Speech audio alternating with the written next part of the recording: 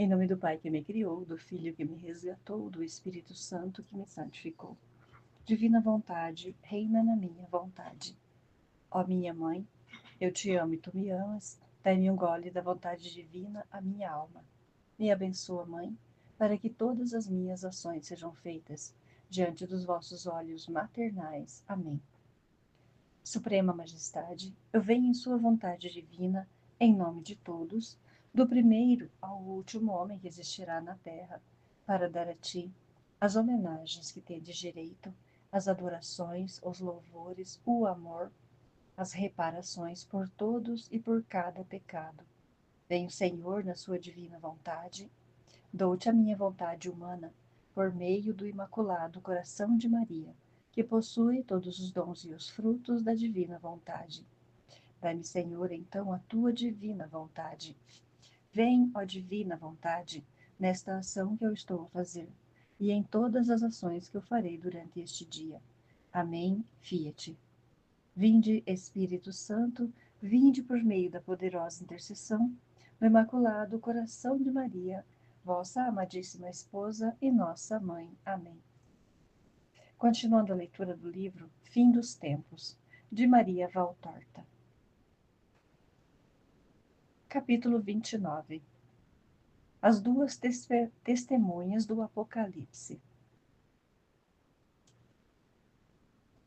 E darei as minhas duas testemunhas, e profetizarão por 1260 dias.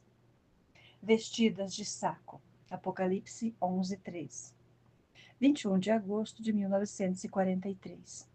Jesus diz: todos os mestres da fé, pontífices, bispos, almas inspiradas, doutores da igreja, almas permeadas pela luz e pela voz, todos eles se encaixam nas minhas duas testemunhas, como uma voz livre de qualquer traço humano. Eles me proclamam e a verdade de minha doutrina e colocaram o selo de santidade, tristeza e também sangue na confirmação de sua voz. Odiados como eu, mestre dos mestres, santo dos santos, eles sempre foram mais ou menos atormentados pelo mundo e pelos que estão no poder. Minhas testemunhas são aquelas que, por seu próprio comportamento, falam ao mundo e aos grandes deste mundo. O que você faz não é certo. Mas quando chegar a hora do filho de Satanás, o inferno, subindo do abismo, aberto pelo anticristo, travará uma guerra implacável contra eles e, do ponto de vista humano, os esmagará e matará. Mas não será uma morte real. Na verdade, será a morte de vidas, vida real e gloriosa. Porque se aqueles que seguem a minha lei, os mandamentos têm vida, que infinita plenitude de vida será dada àqueles que seguirem também meus conselhos evangélicos de perfeição e conduzir seu ser comigo ao sacrifício total por amor a Jesus, o eterno imolado, a quem eles imitam a ponto de sacrificar suas vidas. A ponto de sacrificar suas vidas? Aqueles que renunciam ao que é mais caro ao ser humano, a vida, para me seguir por amor a mim e os irmãos e irmãs, serão chamados a uma ressurreição extraordinariamente brilhante. Jamais me cansarei de repetir isso. Nada é maior do que o amor no céu e na terra. E nenhum amor é maior do que o de quem dá a vida pelos irmãos. Capítulo 30. Guerra Mundial. Guerra Mundial, uma das primeiras batalhas. 21 de agosto de 1943. Jesus ainda diz: eu disse a você um dia que na tragédia de hoje as forças de Satanás já estão em movimento e Satanás enviou seus anjos das trevas para incitar os reinos da terra uns contra os outros. A batalha sobrenatural já começou. Ela está acontecendo. Ela se mantém nos bastidores da batalha humana em pequena escala. Não é em pequena escala em tamanho, é em pequena escala em termos de motivos. O motivo humano em pequena escala não é, repito, não é a causa da batalha. Não é. Outra coisa é o verdadeiro motivo que torna irmãos em bestas selvagens, assassinas que dão uma mordida umas nas outras e matam umas às outras. Você luta com seus corpos, mas o que está realmente lutando são as almas. Você luta por ordens de 4 ou 5 homens poderosos. Você pensa que é assim. Não. Apesar, apenas um executor está por trás desta ruína. Ele está na terra porque você quer que ele esteja lá, mas ele não é desta terra. Satanás é aquele que puxa os cordões deste banho de sangue, em que são mais as almas que morrem do que os corpos. Esta é uma das primeiras batalhas. O reino do anticristo precisa de um cimento feito de sangue e ódio para se consolidar. E vocês, não mais capazes de amar, o servem com consciência e cortam as gargantas uns dos outros e amaldiçoam aquele que é seu mal. Amaldiçoam a Deus, que luta com seus anjos para salvaguardar o que é dele, fé nos corações dos cristãos, bondade nos corações dos bons. Não sou eu que faço uma seleção por enquanto. Vocês mesmos estão se classificando por sua própria vontade. Aqueles que, apesar do horror, podem reconhecer que Deus é sempre Deus, em outras palavras, bondade e justiça, é que a salvação é encontrada ao seguir a lei de Deus. Separa-se daqueles que negam essas verdades. Os primeiros sobem para a luz, os outros caem para as trevas. Realmente, Satanás aspira, com seus demônios, escalar o céu pela segunda vez. Mas, impelido de volta por meu arcanjo, ele desce à terra para vencer a Deus por meio do coração de seus filhos. Pois cada alma perdida é uma derrota para Deus. Os corações das pessoas não têm mais a chama do Espírito. Eles não têm mais a vida do Espírito. Eles são nódulos de pecado, nos quais a triunfante luxúria destruidora do espírito floresce. Bem-aventurados aqueles que vencerem em virtude do sangue do Cordeiro e permanecerem, e sempre permanecerão fiéis. Bem-aventurados aqueles que rejeitaram Satanás e suas seduções e não ficaram ansiosos por serem aparentes triunfos. Seus esforços lançados nesta hora que sabe ser breve para o seu reinado de maldição. Bem-aventurados os que permanecerem fiéis a Cristo e à sua igreja, desmembrados pela perseguição anticristã. A igreja mártir invencível, como o grande mártir, seu esposo, o Cristo crucificado, a igreja ressuscitando mais bela, depois de sua morte aparente, para vir glorificada ao céu, onde o verdadeiro pontífice a espera para celebrar o casamento. Capítulo 31. As duas bestas. Satanás tem seus leais demônios, um imitando Miguel, o outro imitando Gabriel. 22 de agosto de 1943. Jesus diz: Eu disse um dia que o eterno invejoso tenta imitar Deus em todas as manifestações de Deus. Deus tem seus arcanjos fiéis, Satanás tem os seus. Miguel, testemunha de Deus, tem um imitador infernal, e também Gabriel, poder de Deus. A primeira besta, saindo do mar, que com voz de blasfêmia faz os idiotas proclamarem: Quem é como besta? Corresponde a Miguel, vencido e ferido por Miguel na batalha entre as hostes de Deus e de Lúcifer no início dos tempos e curado por Satanás. A primeira besta odeia Miguel até a morte e ama Satanás. Se pode falar de amor entre demônios, melhor dizer que ele está absolutamente sujeito a Satanás.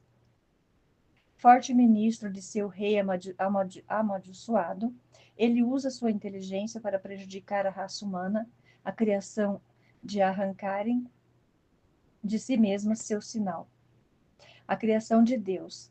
E para servir seu mestre, ele exerce um poder sem fim ou medida para persuadir as pessoas a arrancarem de si meu sinal, que enche de horror os espíritos das trevas.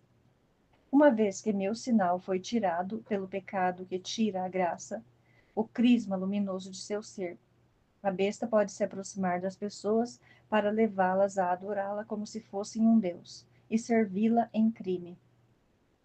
Se as pessoas refletissem a que sujeição se entregam quando esposam o pecado, não pecariam. Mas as pessoas não pensam. Elas olham para o momento fugaz e sua alegria. É pior do que Isaú. Trocam sua geração divina por um prato de lentilhas. Não obstante, Satanás não se vale apenas deste violento sedutor da humanidade. Por mais que as pessoas pequenas reflitam, geralmente ainda há muitos que não por amor, mas por medo do castigo, não querem pecar mortalmente. E então, eis o outro ministro satânico, a segunda besta. Por baixo da roupa de cordeiro, ele tem o espírito de um dragão. Ele é a segunda manifestação de Satanás e corresponde a Gabriel, porque anuncia a besta e é o seu maior poder. É aquele que desmonta sem ser notado e persuade com falsa doçura que é justo seguir os passos da besta. É necessário falar do poder político e do mundo. De qualquer maneira, você pode atribuir o nome de poder humano à primeira e ciência humana à segunda. Enquanto o poder humano pode-se só produzir rebeldes, quando a ciência é meramente humana, ele corrompe, sem produzir rebelião, e arrasta para a perdição um número incontável de seguidores. Quantos se perdem por orgulho intelectual que os faz desprezar a fé? E quantos matam suas almas com orgulho que se separa de Deus? Pois, embora eu colha no último dia a colheita do mundo, já um ceifeiro está entre vocês. É este espírito do mal que te ceifa e não te transforma em espigas de grãos eternos, mas em feno para as moradas de Satanás. Uma só, uma ciência necessária. Repetirei 1000 vezes: conhecer a Deus e servi-lo, conhecê-lo em todas as coisas, vê-lo no que acontece e poder distingui-lo do adversário. Então, para não cair na perdição. Em vez disso, você se preocupa em aumentar seu conhecimento humano em detrimento do conhecimento sobre-humano. Não condeno a ciência. Na verdade, me agrada que a humanidade sondasse com sabedoria os conhecimentos que vem acumulando, para poder cada vez mais me compreender e admirar em minhas obras. Dei-vos inteligência para isso, propósito, mas você deve usá-lo para ver Deus na lei das estrelas, na formação das flores e na concepção dos seres, não usá-la para violar a vida ou negar o Criador. Racionalismo, humanismo, filosofismo, teosofismo, naturalismo, classificismo, darcivismo, você tem escolas e doutrinas de todos os tipos e se preocupa com todas elas, embora a verdade seja muito pervertida ou eliminada nelas. É apenas a escola do cristianismo que você não deseja seguir e examinar de perto. Essa resistência é natural, afinal. Se você examinasse sua cultura religiosa de perto, você teria que sentir a lei, e você não quer, ou confessar abertamente que quer pisar na lei, e novamente você não quer. Então, você não quer se tornar um erudito na ciência sobrenatural. Seus pobres todos, o que vocês farão com suas pequenas escolas e suas pequenas palavras quando tiverem que fazer o meu exame? Vocês lançaram de vocês a luz infinita da verdadeira ciência e pensaram que poderia iluminar suas almas com a luz improvisada, apenas como alguns pobres lunáticos que pensariam que apagaram o sol e fizeram um novo com muitas lamparinas. Mas mesmo que a névoa esconda o sol está sempre lá em meu firmamento. Mesmo se com suas doutrinas você criar uma névoa que vela o conhecimento e a verdade e o conhecimento ainda existem, porque vem de mim, que sou eterno. Busque a verdadeira sabedoria e você entenderá a ciência como ela deve ser entendida. Limpe suas almas de todas as suas superestruturas artificiais e coloque nelas a verdadeira fé, como torres de uma catedral espiritual florescerão em suas almas. Como torres de uma catedral espiritual florescerão em suas almas ciência, sabedoria, intelecto e fortitude, humildade e temperança, porque os verdadeiros estudiosos sabem não apenas o que é humanamente cognoscível, eles sabem também o mais difícil de todas as coisas, autocontrole em relação às paixões da carne e transformar suas partes inferiores em pedestais para com suas almas se elevam e seus espíritos sejam lançados para o céu, para mim, que venho e sou em todas as coisas, e que amam ser o verdadeiro e santo mestre de meus irmãos e irmãs. Capítulo 32. Os sete flagelos, a Babilônia, a última vinda de Satanás. Agosto 22, 1943, Jesus diz: os últimos sete flagelos correspondem aos sete trovões nos descritos, não descritos. Como sempre, são descrições figurativas em que, no entanto, a realidade não está totalmente excluída. Eu te explico, Maria. O que acho que nelas cabe para te explicar? O primeiro flagelo é a úlcera, câncer. Desde os tempos de Moisés, castigo com doenças repulsivas às criaturas que cometem pecados imperdoáveis contra mim. Miriam, irmã de Moisés, teve seu corpo coberto de lepra por ter falado mal de meu servo Moisés. Porque o mesmo, e pior ainda, não deveria acontecer com aqueles que falam mal de seu Deus? A lepra, ou qualquer outra úlcera, câncer, está se espalhando cada vez mais porque vocês têm aumentado seus pecados contra Deus e contra a obra maravilhosa de Deus que vocês são. Quando você se afunda na luxúria, você pensa que não está pecando contra Deus, mas você realmente está, porque cada um de vocês contamina seu próprio corpo, no qual seu espírito habita para receber a mim, o Espírito Supremo. E a que estágio está a luxúria humana, realizada por uma vontade fria e consciente? É melhor não entrar neste abismo de degradação humana asquerosa. Eu te digo, Maria, certos animais costumavam ser chamados de impuros, mas os seres humanos já os superaram e vão superá-los cada vez mais. E se um novo animal pudesse ser feito cruzando macacos com cobras e com porcos, ainda seria menos impuro do que certas pessoas, cujas aparências são humanas, mas cujo interior é mais indecente e mais repulsivo do que os animais mais imundos. Como eu disse a você, Maria, a humanidade está se dividindo cada vez mais. A parte espiritual escassa ao máximo está ascendendo.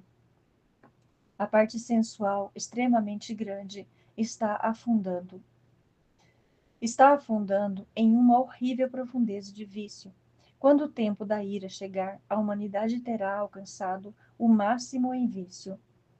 E vocês esperam que o fedor interior de suas almas mortas não vaze e corrompa sua carne, que adoram mais do que a mim e usam para todas as formas de aviltamento? E como vocês vão provocar as úlceras, vocês se encherão de sangue, o mar e as águas dos rios. Já os está enchendo com seus banhos de sangue, e as criaturas que vivem nas águas estão minguando, mortas por você, o que contribui para a sua fome. Você tem pisoteado tanto os dons de Deus, que Deus lhe deu, para as suas necessidades materiais, que a terra, o céu e as águas estão se tornando seus inimigos e retém de você os frutos da terra e as criaturas que habitam nas águas, rios, florestas e ar. Você mata, você mata, você espezinha a lei do amor e do perdão. Você derrama sangue fraterno e principalmente o sangue dos bons, a quem você persegue justamente porque são bons. Mas tome cuidado, para que um dia Deus possa não te fazer saciar a sua fome e saciar a sua sede com o sangue que você derramou. em desacordo com a minha ordem de paz e caridade. Você se rebela contra as leis que eu dei a você. Os corpos celestes e planetas se rebelarão contra você. Até agora eles deram a você a luz e o calor que você precisava, pois obedecem às regras que estabeleci por bondade para você. Doenças repulsivas como um sinal de seu vício, sangue nas águas como um símbolo de todo o sangue que você decidiu derramar, incluindo o meu, fogo do sol para fazer você tentar um avanço nas brasas imortais, aguardando os amaldiçoados, escuridão para deixar você saber que as trevas esperam por aqueles que odeiam a luz. Tudo isso para te fazer pensar e te levar ao arrependimento. Mas não adiantará. Você continuará caindo. Você continuará com as suas coalizões com o mal, pavimentando o caminho para os reis do Oriente, em outras palavras, os ajudantes do filho do mal. Parece que meus anjos são os que trazem as pragas. Na realidade, vocês são os únicos. Você os deseja e deve obtê-los. Quando vocês mesmos se tornarem dragões e bestas, por terem se casado com o dragão e a besta, vocês separarão de suas entranhas corruptas os seres imundos. Os ensinamentos demoníacos absolutos, que fazendo falsos milagres desviarão os poderosos e os arrastarão para a luta contra Deus. Você será tão pervertido a ponto de confundir com maravilhas celestiais aquilo que é a intenção do inferno. Maria, agora vou te levar pela mão para te guiar no ponto mais obscuro do livro de João. Os comentaristas do livro de João esgotaram sua inteligência em muitas deduções para explicar a si próprios e às multidões o que pode ser a Grande Babilônia, com a visão humana com a qual os choques devidos a eventos desejados ou ocorridos tiveram algo a ver. Eles deram o nome de Babilônia a muitas coisas. Mas por que eles nunca pensaram que a Grande Babilônia é toda a terra? Por acaso a terra não é a grande meretriz, que fornicou com todos os poderes da terra e do inferno? Os habitantes da terra não se prostituíram de corpo e alma para triunfar nos dias terrestres? Sim, é assim. Os crimes da terra têm todos os nomes de Babilônia, de blasfêmia, assim como a besta com a qual a terra e seus habitantes se aliaram para triunfar. Os 7 pecados são como um ornamento horrível na cabeça da besta que conduz a terra, e os terráqueos ao pasto do mal, e os 10 chifres, um número metafórico, mostram as infinitas ações infames feitas para obter, custe o que custar, tudo que a ganância frenética da besta decreta. Por acaso a terra não está encharcada com o sangue dos mártires? Não está embriagada com este santo licor que, sendo engolido por sua boca sacrílega, se transformou em uma poção de maldita embriaguez?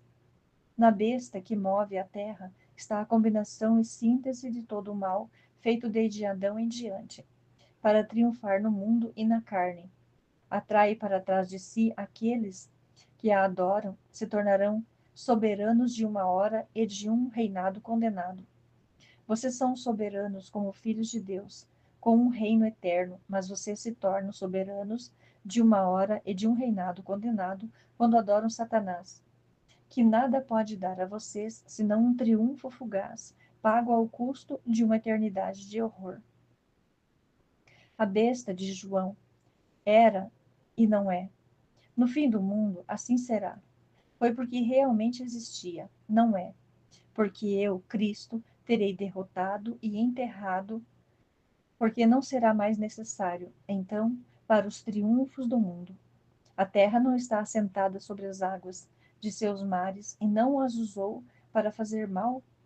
O que não usou? Povos, nações, raças, fronteiras, economia, comida, expansão, tudo foi útil para que fornique e realize matanças ilimitadas e traições iscarióticas. Os pobres filhos da terra, alimentados por ela, com o sangue do pecado, realizarão a vingança de Deus sobre ela, destruindo-a, destruindo-se, trazendo a soma total de crimes contra Deus e contra a humanidade, ao número completo que exige meu trovejar. Basta.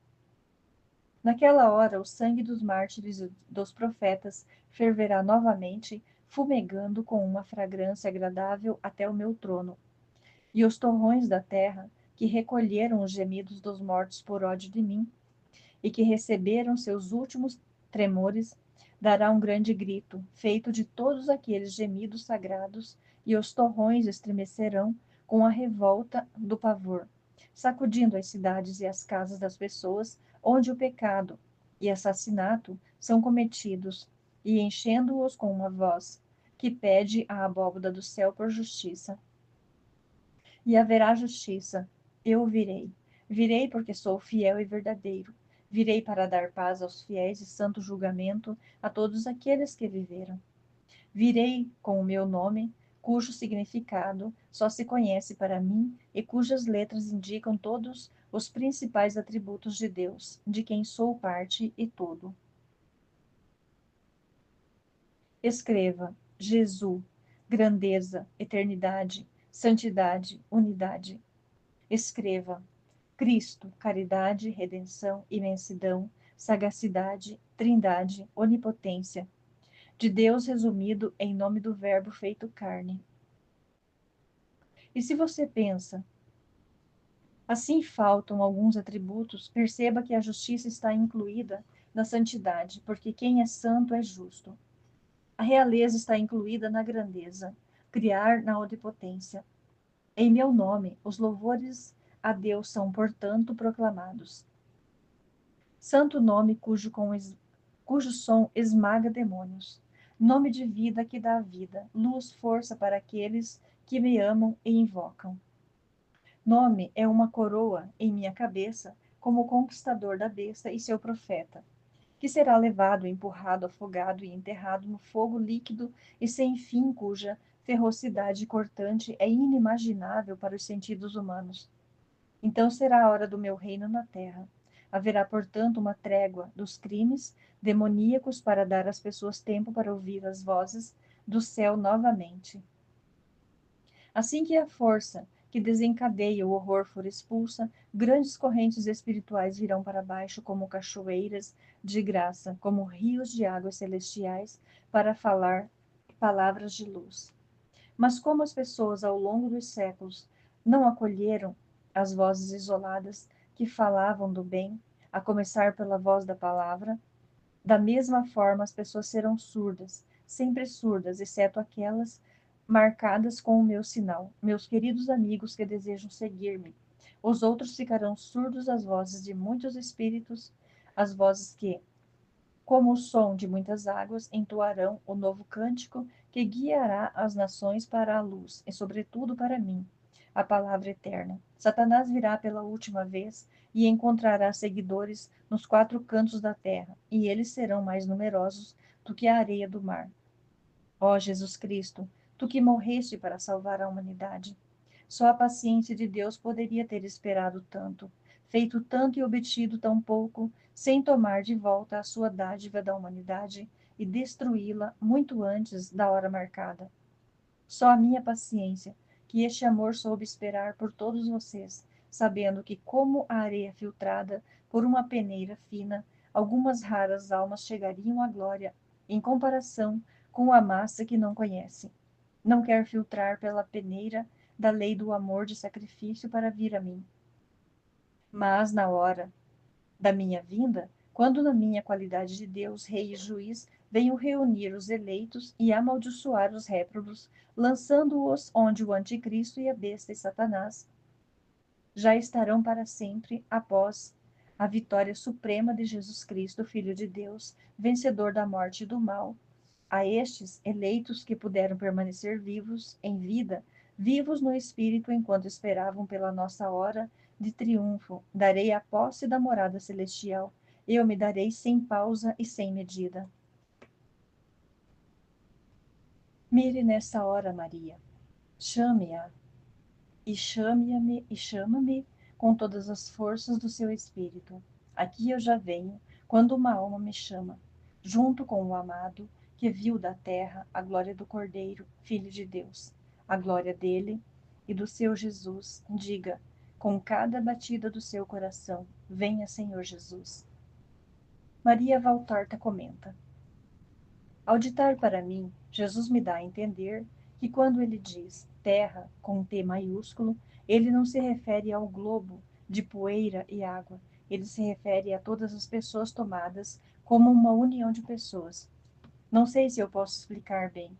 Quando ele diz terra com T minúsculo, ele quer dizer que eu colocarei desta forma entidade corporativa, e quando ele diz terra com um T minúsculo, ele simplesmente quer dizer um planeta feito de torrões, montanhas, águas. O primeiro é culpado, o segundo inocente. E por isso que ele pode dizer, sem se concretizar, que o sangue dos mártires se tornou um veneno para a terra que o bebeu em seus terráqueos, com cólera sacrílega, e o derramou em seus poderes governamentais, com um abuso blasfemo do poder temporal, enquanto o globo terrestre, girando no espaço sideral, respeitosamente bebeu o sangue dos mártires e recebeu amorosamente suas convulsões moribundas, e apresentou ambos ao Eterno, pedindo maternal e compassivo, que não deveriam ter sido derramadas ou sofridos por nada, e que a justiça seja feita a eles. Amém, Fiat. Jesus, eu confio em vós.